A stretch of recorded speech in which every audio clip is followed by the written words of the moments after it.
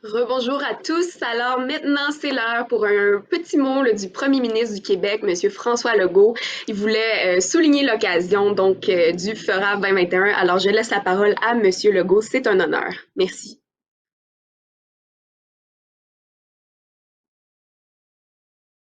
Bonjour tout le monde, je vous souhaite un bon forum économique de la relève d'affaires. Je remercie l'équipe du regroupement des jeunes chambres de commerce du Québec d'avoir organisé un événement virtuel. On doit s'adapter à la pandémie pour continuer d'aider nos milieux d'affaires. On me dit que votre thématique pour cette année, c'est l'innovation en temps de crise et le rôle de notre relève comme moteur de changement.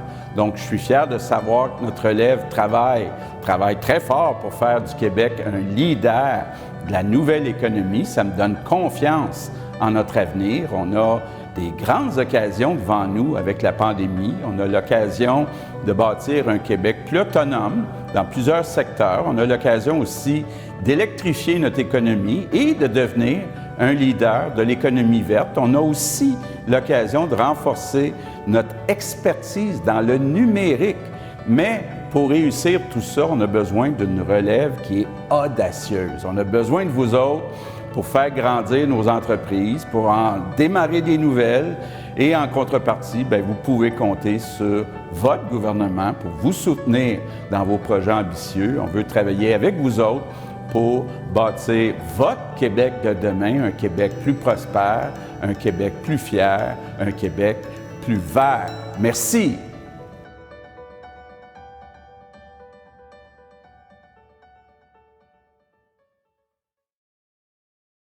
Merci, Monsieur Legault, super inspirant. Je pense qu'on retient beaucoup que l'audace, l'implication, c'est ça qui fait avancer les choses spécifiquement pour la relève d'affaires. Et c'est vraiment ça qu'on veut faire aujourd'hui tous ensemble. Comme je l'ai dit ce matin, toutes les choses dont on va parler, les nouvelles réflexions, les nouvelles questions posées, abordées, on va les utiliser pour vraiment faire un livre blanc qui va émettre des recommandations là, sur la relance économique. Puis justement, on va pouvoir l'envoyer là, au gouvernement certainement là, pour faire avancer les choses. Alors, avant de poursuivre dans la programmation, je vous rappelle l'importance de réseauter. Je vous invite là, toujours à prendre rendez-vous là, avec les autres participants, créer des nouvelles occasions d'affaires. Alors, comme je l'ai dit ce matin, il y a un petit concours. Là, toutes les personnes qui auront fait au moins une vidéo, une petite rencontre vidéo avec un autre participant, courent la chance là, de gagner l'exemplaire du livre de notre prochaine invité, donc qui va passer tout de suite après. Alors, on va annoncer les gagnants en fin de journée et nous allons les contacter directement par la suite. Alors maintenant, on embarque dans un nouveau thème qui a intéressé beaucoup de monde, alors la destruction créatrice. On a la chance là, de s'entretenir avec M. Jeff Booth, qui est entrepreneur de renom du monde des technologies et l'auteur du fameux livre The Price of Tomorrow, Why Deflation is the Key to an Abundant Future. Alors, lors de cette rencontre avec Guillaum Dubreuil, Jeff Booth vous partage ses conseils d'entrepreneur. Alors, soyez bien à l'écoute et vous pouvez en discuter toujours dans le chat ou dans les groupes de discussion. Alors, bonne conférence à tous.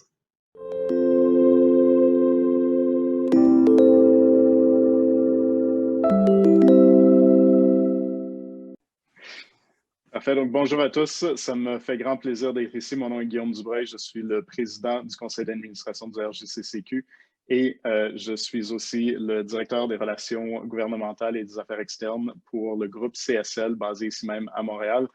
Ça me fait, comme je le mentionnais, très grand plaisir d'être ici et surtout d'être ici avec M. Jeff Booth.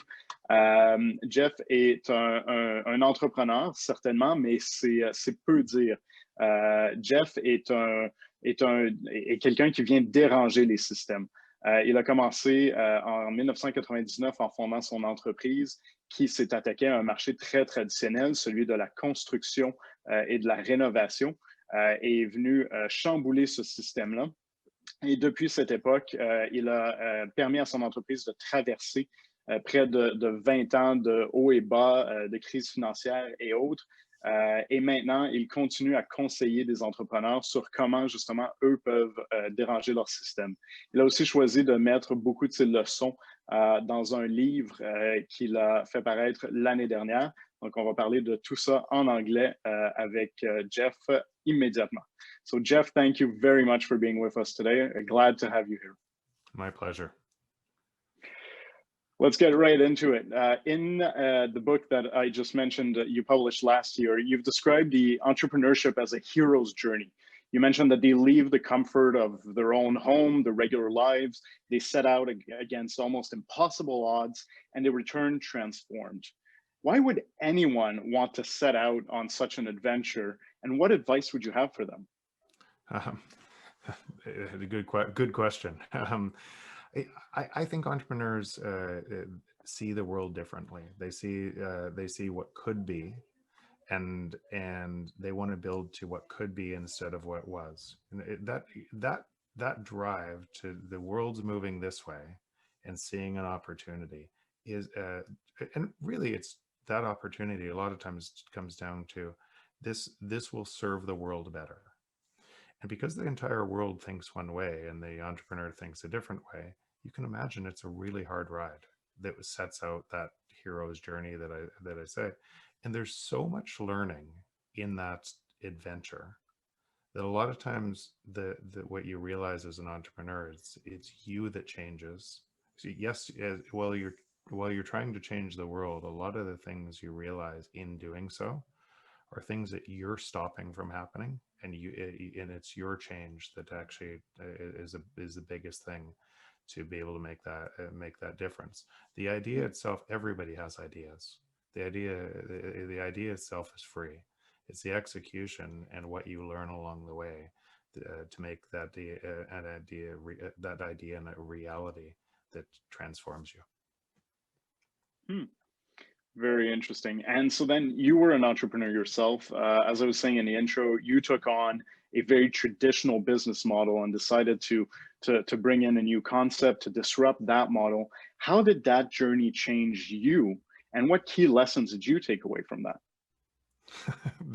This is only half an hour. There's no way I could tell you the key lessons in half an hour, but I hinted to them. If I looked at my first business plan and what I told my first investors who were friends and families, or what I thought on how it would look, I look back, by the way, I saved it just so I could see it. And I look like a fool. If I read that, I think, who would invest in this person? And so it's easy to look at where I am now and say, those skills were always there, but none of those skills were there. It was a dream. It was, my passion was here at the top, and my skills were at the bottom. And so you had to keep the passion really high through ups and downs along the journey while you developed your skills to be able to do that.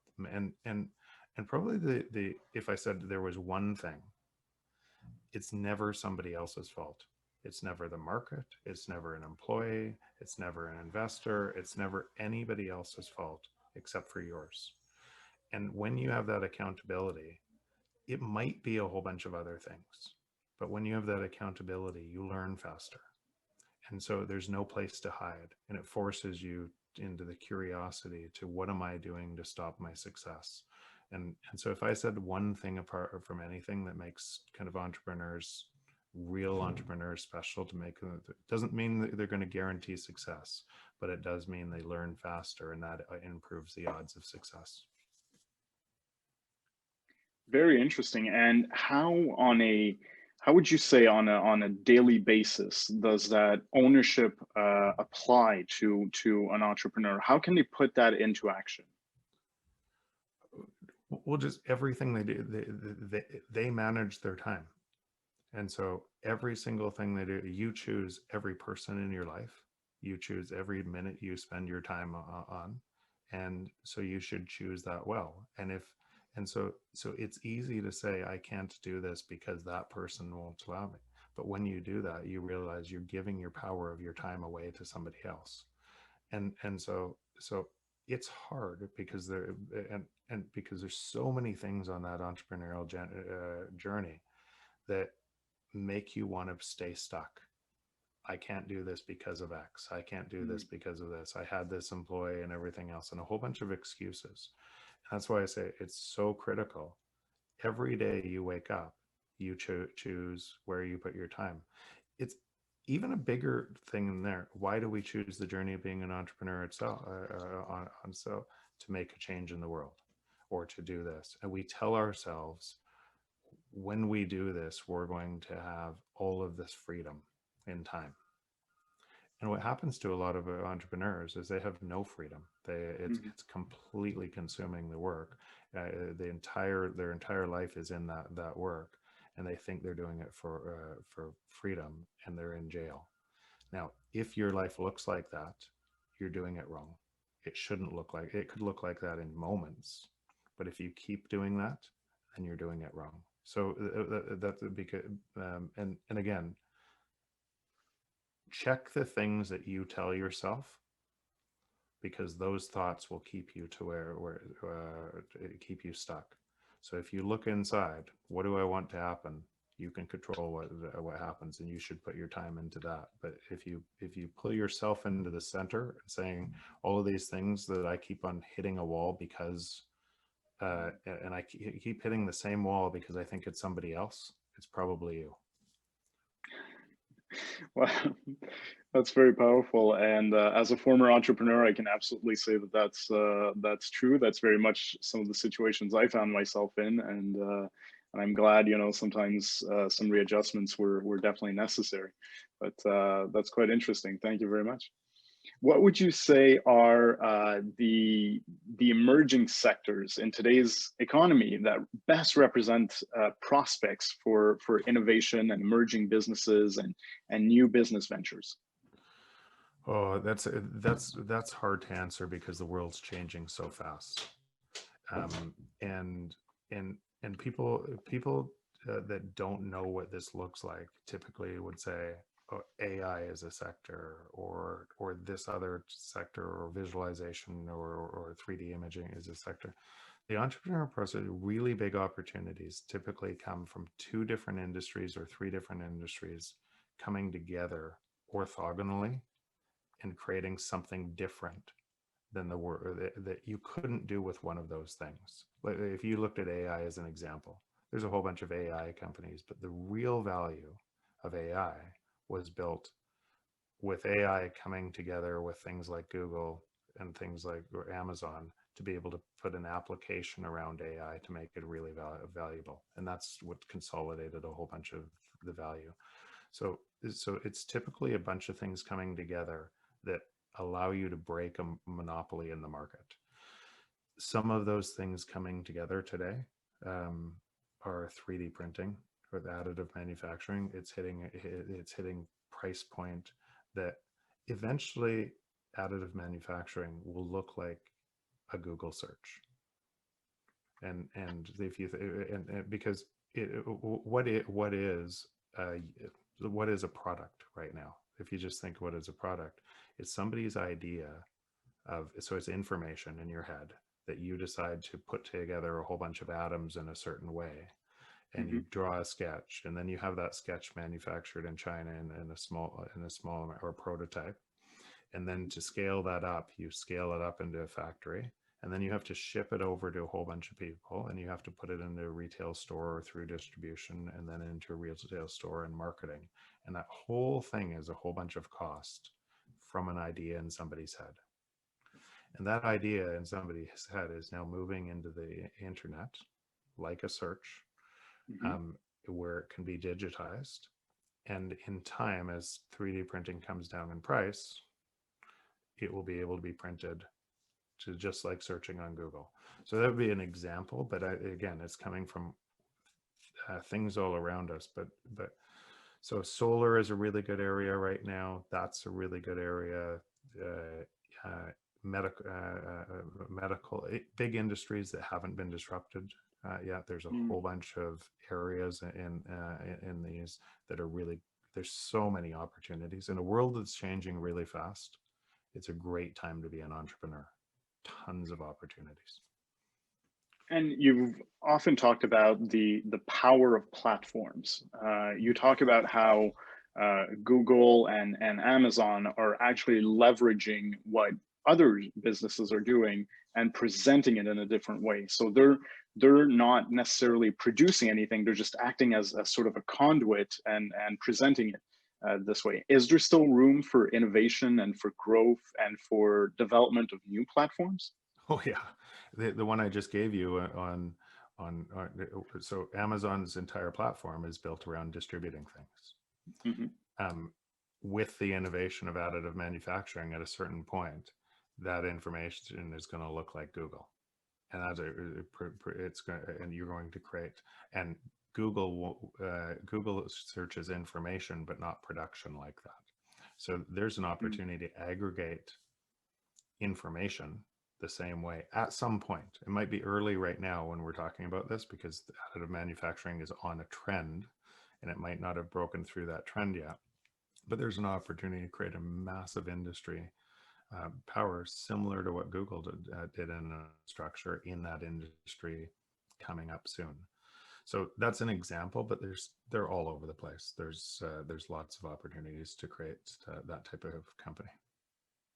I'm sure that's pretty reassuring for a lot of people in the room or who are listening to us at home to hear. Now, if you'll allow, let's get to the real disruption part of our discussion. You wrote a book called The Price of Tomorrow: Why Deflation is Key to an Abundant Future. So in your book, you advance that entrepreneurs should not only brace for a major economic crisis, but almost welcome it. Can you explain why? I don't want to say welcome it, but entrepreneurs using technology, actually, even entrepreneurs, not the free market forces of entrepreneurs providing value to society. If you just think about that, the only way that their thing or whatever works for society if it disrupts somebody else. So it has to be valuable for somebody else. And what that means is that entrepreneurial process in a free market must be deflationary. It must drive more for less.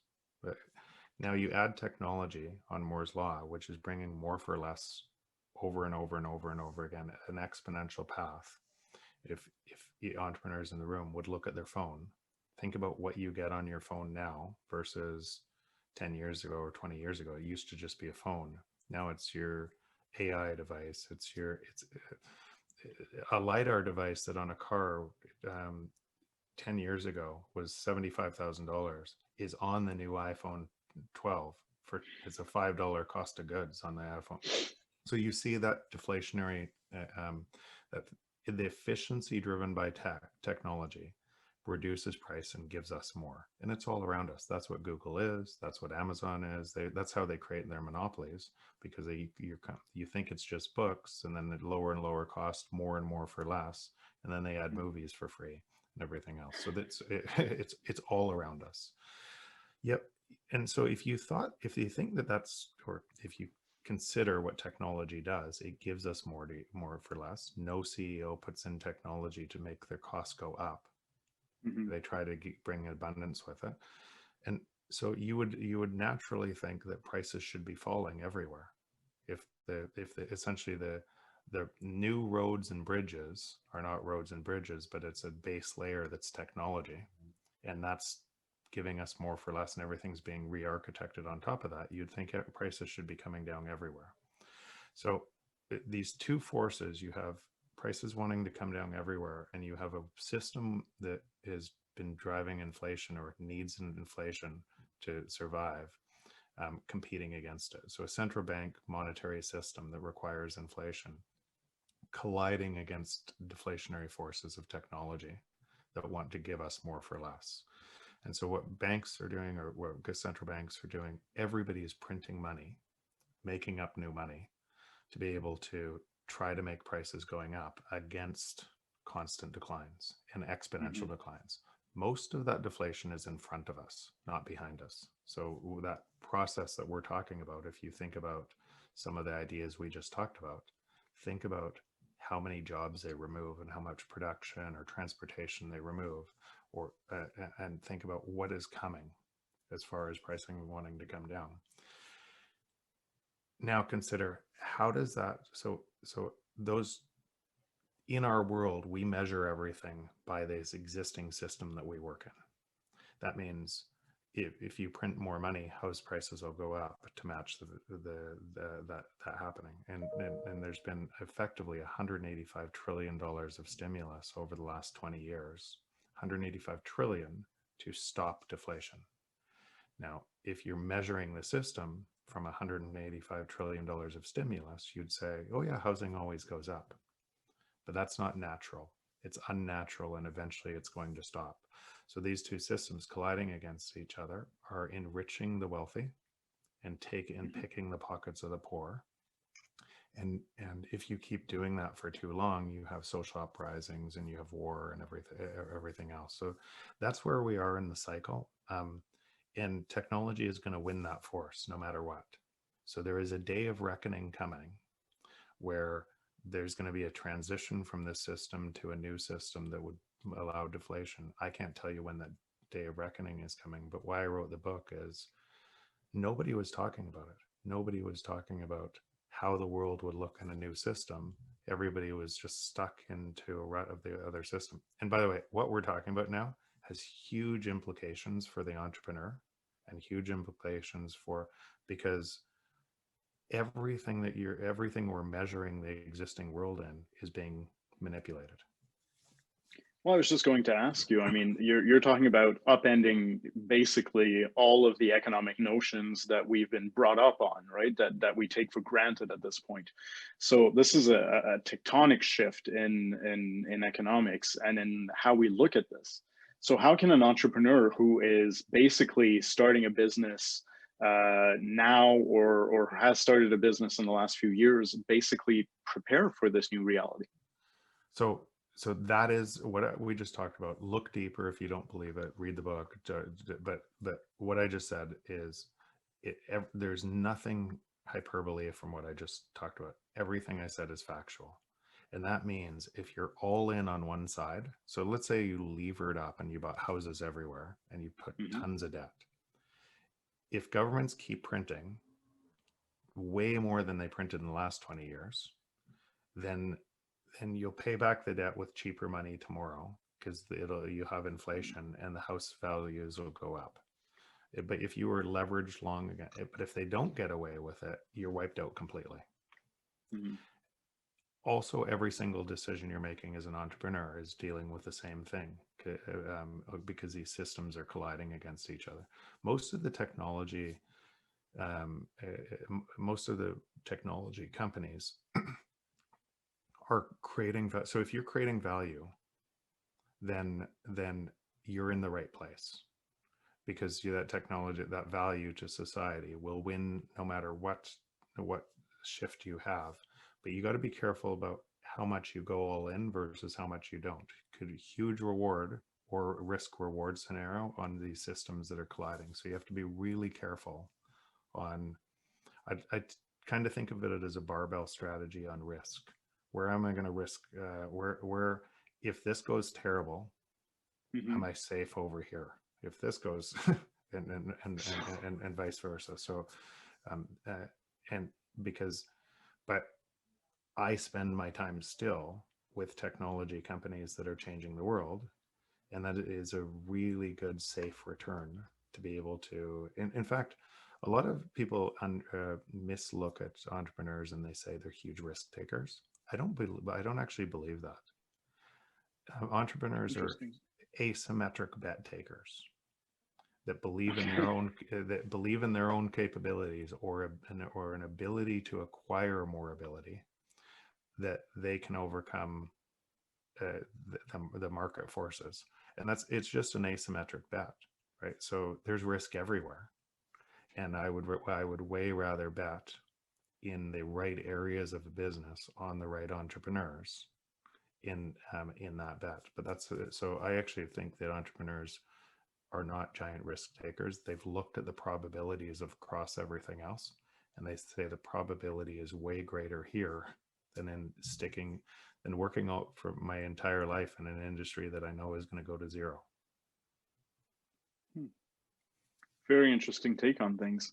And part of that, you just mentioned, if governments keep printing money, one of the things that we are looking at, one of the things that we're advocating for at the RJCCQ is to have governments basically help entrepreneurs, to have them give grants and subsidies. So in this model that you're presenting, is that a good avenue to be taking? Is that something that's interesting? Should we be continuing to push for that?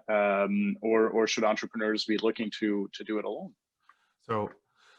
So because now you're up at a level of a global economic system.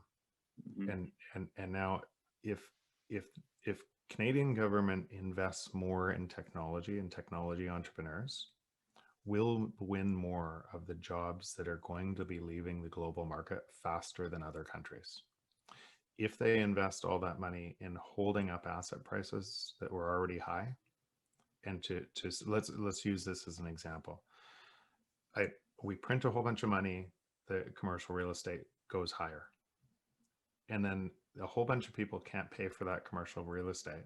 So we need to give them more money to pay for the high priced commercial real estate. And then we do it again and again and again. And so anybody that's listening to this that thinks commercial real estate right now in COVID should be higher than it was last year, just think about that, right? It's ridiculous. I was on a House of Commons call, talking about this in a House of Commons call, and we're using Zoom on the House of Commons call, and no politician could see that there isn't a job in Canada on Zoom, and we're using it in the House of Commons, but it just makes the point.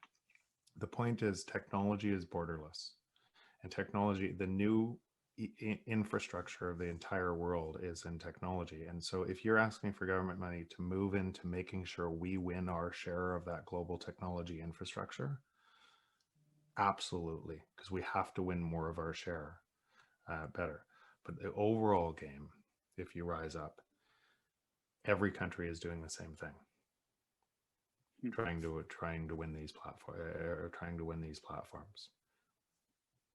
So we need to basically be doing it better than other countries, so that we can, as you were mentioning, get ahead and make sure that we're ready to sort of ride that wave that is coming up. Yeah, our share of the global population, our share of the economic growth that's going to come from technology, but the economic growth coming from technology is more deflationary. So we should expect the overall system China trade, US trade, Canada trade, everything else, to get more and more destabilized the faster technology is moving.